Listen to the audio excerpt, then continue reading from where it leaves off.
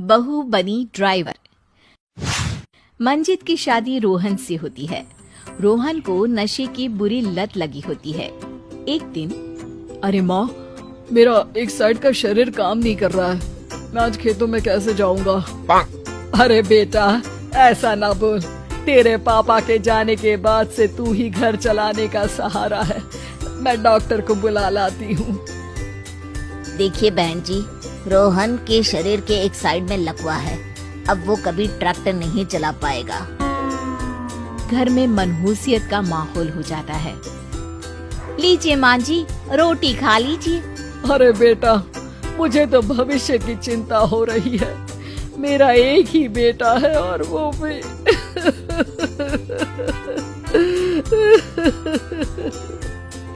माँ जी, आप चिंता न करें।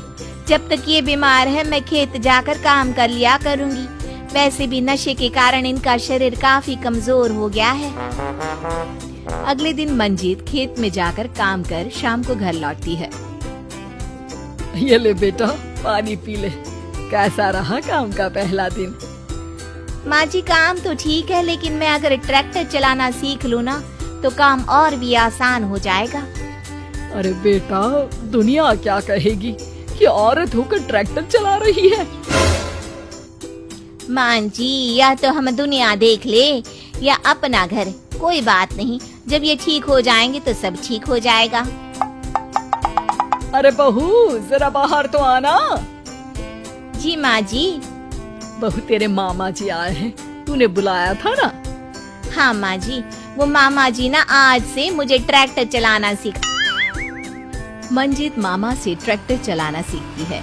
वो मन लगाकर खेतों में काम करती है। और एक दिन, माँ जी, पता है इस बार पूरे गांव में सबसे ज्यादा फसल का उत्पादन हमारे खेतों में हुआ है। इस साल तो खूब पैसे आएंगे। हाँ। सास खुश नहीं होती है। वो चुपचाप वहाँ से जाने लगती है। तभी मंजित उसे रोक लेती है। क्या हुआ माँ जी, आपको खुशी नहीं हुई? बेटा, आज डॉक्टर साहब बोल रहे थे कि रोहन के ठीक होने के लिए 5 लाख रुपए की जरूरत है। समझ नहीं आ रहा क्या करूं। मंजित शांत हो जाती है। अगले दिन सास मंजित के पास आती है। बेटा, ये मेरे गहने हैं। इसे अपने गहनों के साथ जोड़कर सुनार को दिया। जितने पैसे हो ले आ, डॉक्टर को आज ही देने हैं। मंजित अपने गहने और सास के गहनों को लेकर दुकान में बेचकर पैसे लेकर घर आ जाती है। माँ जी, सिर्फ 3 लाख रुपए का ही इंतजाम हो पाया है। बाकी के पैसे कैसे आएंगे? बेटा, अब तो एक ही चारा है, हमें जमीन भी बेचनी पड़ेगी।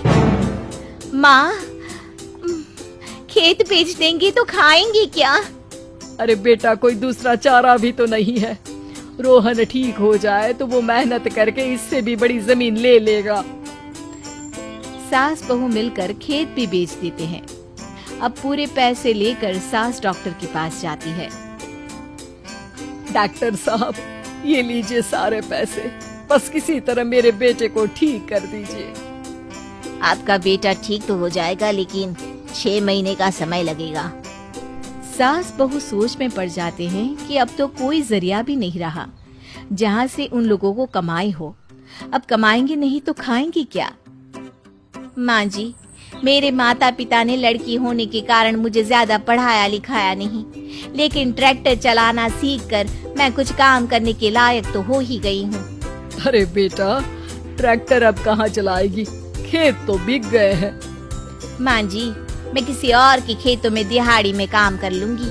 कुछ तो पैसे आएंगे ही ना।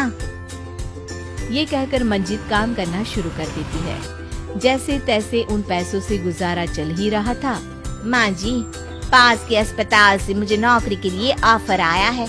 पैसे भी ये 4 गुना ज्यादा मिलेंगे और अब खाने पीने दवाई के साथ हम कुछ पैसे भविष्य के लिए भी जोड़ पाएंगे। लेकिन काम क्या है बहू? माँ जी, मुझे अस्पताल की एम्बुलेंस चलानी है। अरे, तू तो मेरी बहू नहीं, बेटा है। बेटा, जरूर जा बेटा। और हाँ, तूने पूरे गांव में एक मिसाल कायम कर दिया कि हर काम हर कोई कर सकता है। उनके लिए लड़की या लड़का होने की कोई जरूरत नहीं। मंजीत मन लगाकर काम करना शुरू कर देती है। आगे जाकर वो खुद का एम्बुलेंस भी खरीद लेती है और अब तो उसका पति भी ठीक हो जाता है और सब पहले से भी ज्यादा खुशहाल जिंदगी जीने लगते हैं।